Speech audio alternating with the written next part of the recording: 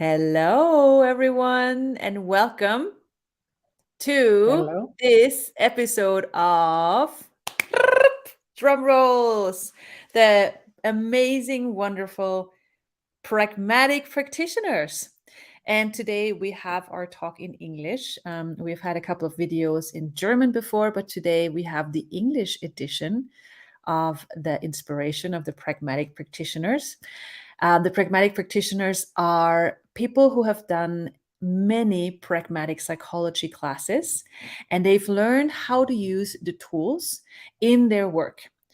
Some of them are coaches, facilitators, doctors, social workers, parents, grandparents, hairdressers, like anyone who works with people. And they have learned how to implement the tools in their work with themselves and also with their clients, their patients, their students, teachers, however they work with people, and found their unique way of inspiring change and facilitating change for people.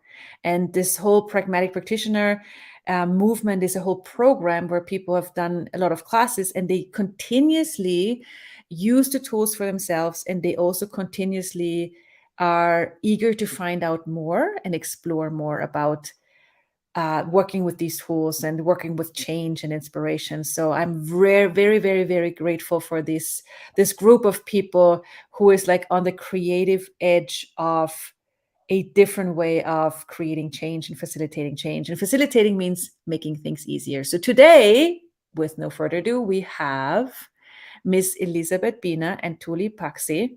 Elisabeth from Austria and Tuuli from both Finland and Estonia, sometimes here, sometimes there. Both of them do sessions and classes, and also one of the areas that both of them are working with in their own lives and also professionally is with kids and families. And we also have Miss Clara here today, our youngest pragmatic practitioner. And so, you guys, thank you for being here. And I'm just gonna like give the floor to you guys, and whoever wants to start, whatever feels like to you. So, can you say like something? What has changed for you, or what is different for you to work with kids and families, whether they're your own or other people that come to you for sessions and classes? Like, what are some elements of working with families and kids in a not dramatic way, which is normal, but a more, as much as possible, pragmatic way? Being mom of two kids. Oh my God. You need to say more. Yeah. I felt I am total failure as a mom. It was my partner who constantly showed that, oh, you cannot do anything with them. And then each of them are totally like out of any box you can find. So, and now with those tools, it's amazing. The peace, the ease, it's really great. How old are Yes. your kids? The oldest is 12, and then next one is 10 years old. So it's pre-teenage or teenage time. So at the moment, craziest, but I have fun. And then I follow my fellow moms who are in the stage of panicking. So it is really great to see how those tools can help your life. So, okay, that's really interesting because a lot of like being wrong and judging yourself, that's like the first thing, like the main thing that parents do, moms and dads. It's like the most normal place to go to. And also the stress and the drama and the panic. And you say you have children with 10 and 12 years old, and you manage to have peaceful moments or more than moments. So can you say like what is something that you found works to create more peace? They are totally different. One is more like ADHD, everywhere, always talking. And then the other one is more like autistic one, in his own shell and enjoying his life very much when he's left alone. So I now managed to communicate with them like different individual. Wow. Before it was like kids, they are one big thing, but now I know that with one I have to do things and use different tools, and with other one it's totally different. And yeah, this has helped me a lot. This is interesting because that's such a normal way of functioning with children, that you just treat them the same. Like there's this point of view out there. There's a right way of parenting and a wrong way of parenting. Nobody really knows what that means. It's like this. It's so somebody seems to know somewhere, but that person probably lives in a totally different galaxy with no phone connection at all. So we cannot ask that person. But it's this weird thing where there's like there must be a holy, glorious, perfect way of parenting your children, and I will never find it. So it's so cool how you, instead of seeing your children as the same, you describe it, okay, who is this person? Not children, but who am I dealing with? Who is this person? What works with him? What works with her? And then you found different ways. So you basically you look at their functional reality. That's how we, when we do these classes, we talk about people's functional realities, which is like you basically look at how are they functioning, what's their world, what is their agenda, what is their point of view, how are they creating themselves in the world. And children already do that very early. They create, I know Clara, like Elisabeth's daughter, she has a very clear, like, this is who I am in the world. And it's really cool to see how children have that. And if you nurture that, I think Elisabeth's internet connection is a bit weak. So if you nurture that, if you nurture that their difference, who they are, then you also find ways of communicating with them in a way that works, right? Yeah, that's true. And it's also that what worked yesterday, it doesn't necessarily work today. So it's always asking questions. Okay, this is the situation. What can I use to make it more easier for me? Okay, that is important. Can you say that question again? So when there is something going on, panics, drama, then it's always, okay, what is the tool I can use now to make things easier?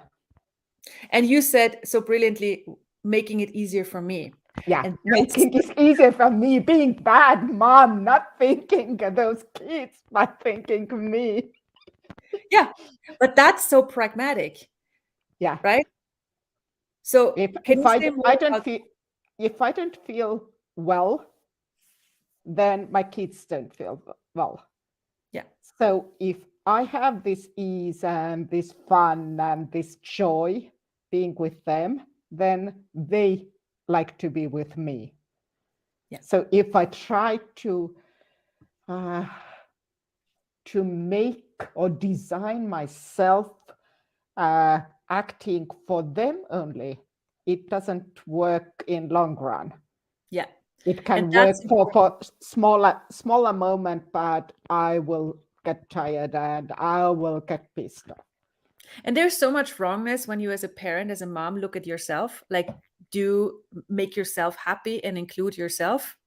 So have you, both of you, Elisabeth and Tuuli, have you guys been more willing to include you as a person, not only as a mother?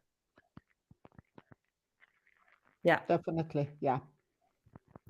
So Elisabeth, if you want to chime in, just anytime, because I'm not sure if your internet works or whatever. But we're just talking about how it creates so much difference when you include yourself as a person, and you're not only like, I'm a mother, I need to deliver, I need to do just for my children, but it's like also like, what works for me, what can I choose that makes things easier for me? Because there's so much wrongness around that in this reality, but it makes such a difference when you also go, okay, what, like the bigger picture, not only what is good for my children, but what creates ease for all of us. So Elisabeth, if you want to, oh, she's gone again with the The internet in Austria seems to know when she's it's ready to amazing. explode. It's a thing here, yeah, definitely.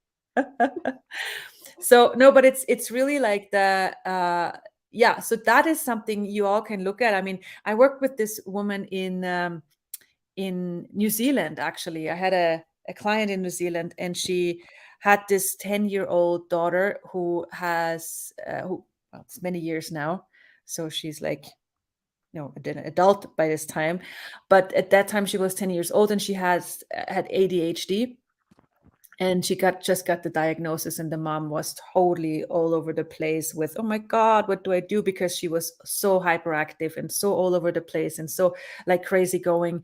And there we go. And then and she was like always looking at, how can I make it good for my daughter, how can I make her calm, and how can I do this? But she never asked a single question, what works for me. And so I talked with her, and in the session she realized, wow, okay, I have to include me to make this work. I have to include me to make this work. So she, from that on, she kept asking questions. Okay, what does my daughter need, and what do I need? And with that, it was amazing because her daughter calmed down, like, because her daughter was aware of that she and her body needed something. She was aware of her body screaming, as like her mom's body screaming of, I need something different. And she was basically being the voice for her mom's body. And as soon as the mom listened to her body and listened to what she needed, the child could, oh, now she listens. Now I don't need to be the voice anymore of her stress. Now she actually receives, and I can relax. So it can be so many things, that are going on. Elisabeth, how are you doing? Let's see if the internet is working. Hi, everybody, and I'm so sorry for this No worries. crazy internet connection. um, um, so I didn't hear a lot of your conversations. So hopefully I'm not telling Whatever. anything that was spoken already. Go for it.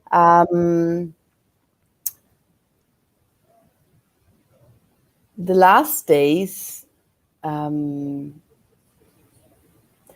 is one tool that we use in the Pragmatic Psychology, and it's called choosing in 10-second increments. And I use it for years now. But few days ago, there was this gap, and this new door was opening up.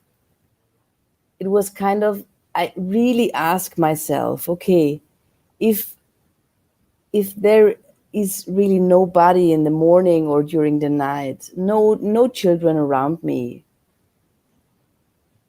if there is no need that I have to fulfill, what would I choose? Just in these 10 seconds. And the world that just starting to grow, or popping up the pictures, what I want to do, what I want to create, how I want to be with my children, or whatever. My whole life is changing in a phenomenal way. It's incredible.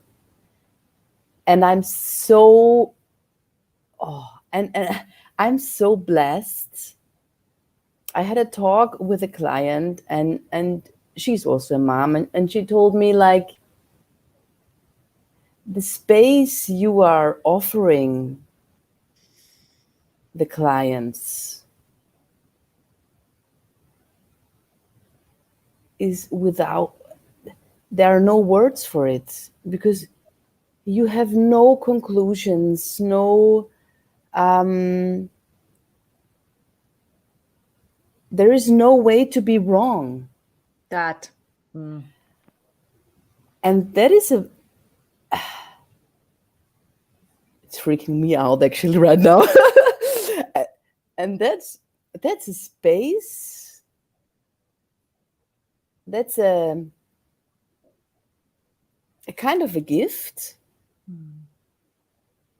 that I give to this world, that I give to my clients, that I give to my children, to my friends, whatever.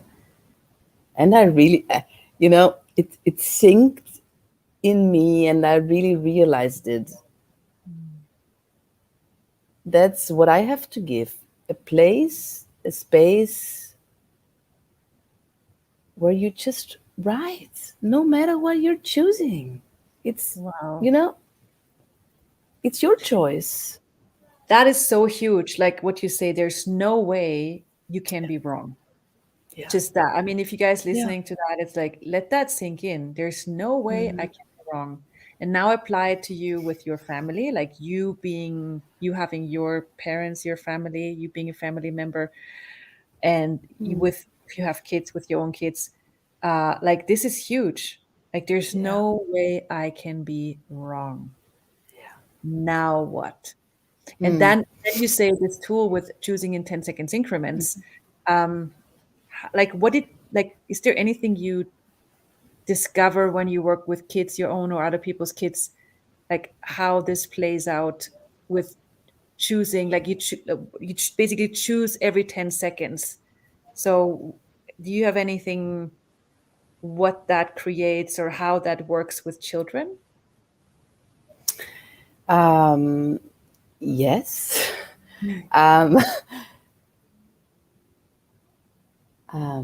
It's very funny for me because situations and maybe dramatic situations can turn in less than a second, in a millisecond. It's like, for example, I ask my daughter when she has problems at school with other kids, they're bullying her or whatever. And when I ask her, do you really have a problem with it? She's like, when she realized that I didn't buy her story, it's like, yes, I have. And then a few seconds later, she's laughing. Meaning, You got me. I don't really have a problem with it. I don't really have a problem. I just want to have a look if you're buying it. Wow. Yeah. This is huge, guys. I mean, both of you guys have, given examples how you are, approaching your own kids and working with other children and parents and families in a way where you provide space where there hasn't been space before, where there has been judgments and wrongness and looking for a solution and who's to blame and all that normal jazz, into you cannot be wrong. Who am I dealing with? What's their functional reality? And choosing in 10 seconds increments and asking questions, not buying the story. I mean, we already had in this very short conversation, you guys introduced a lot of tools and different perspectives on actually how to work with families. So that's such a different way of functioning. And like truly, like if more of us, if more people out there would have access to this different perspective and to this different way of functioning, what future would we create? So okay, so oh my god, there's so much we could go into. Is there anything else you guys wanted to add to this conversation, or anything that comes up for you, Tuuli and Elisabeth? I would love just like to tip on the Schlagwurst, I don't know, the cream on the the cream. top, the cream on the top. Because I had a few conversations with adults and clients and so on. And so this question I speak out quite often. how would your world, my world, the whole world, and the future will change if we are really willing to receive from our kids and let go that we have to, we have to control everything, we have to do the right choice. How would our world change if we just receive from our children's? Wow, that's molto bellissimo, amore. That is so beautiful. Thank you for that input, because that's also not normal. Like, you have to give to your children, you have to provide or force them to change, which is very dramatic. But the pragmatic perspective, which means doing what works, is to also like be the contribution to your children, which is always both ways. You contribute and you receive at the same time, which makes everything so much greater. Yeah. Anything else you guys wanna add to this? I'm just looking at multitasking with the banners, because what I want, just interrupt me if there's anything. So what I also wanted to show you guys out there, if you I spelled it correctly, yes. So if you guys want to book these guys, Tuuli, Elisabeth, for your sessions or classes or any kind of inspirations, you can find them on pragmaticpsychology.com under Pragmatic Practitioners. And you can contact them and you can book them, and they speak different languages, and you can find the languages that they speak on the page, and you can find like all the people who work with pragmatic psychology in your area. They do live sessions, classes, and also online versions, and I can highly recommend them. I mean, they're just wonderful. They will give you a different perspective on what else is possible, and I'm so grateful you guys are doing what you're doing, and you having the courage to using these tools and inspiring the world to what else is possible. So please, like, use them. They're available for you. And if you want to learn more about pragmatic psychology yourself, there's classes out there, there's books, podcasts, so much inspiration. And our wish is to create a world that works for us. The world is a very dramatic place, especially now. It doesn't have to be that way, and it doesn't have to be that way for you. Just because other people are doing a dramatic dance doesn't mean you have to agree and align to it or resist and react. You can ask, what's true for me? What, like what Tuuli was inspiring. You can have crazy kids around you, you can have crazy family or a whole world that's going mad. It doesn't mean you have to go mad. You still have choice in every moment to choose what works for you, and you can have the peace and the ease that's true for you. Just ask for it and be willing to receive it. Thank you, guys. Thank you, Susanna. Thank You you. rock. Thank you. Guys. And I love the whole community, and we just rocking the world. I love it. Definitely, we do. Wow. Yeehaw! Weehaw! Love it. Bye, everyone. Bye. Bye-bye.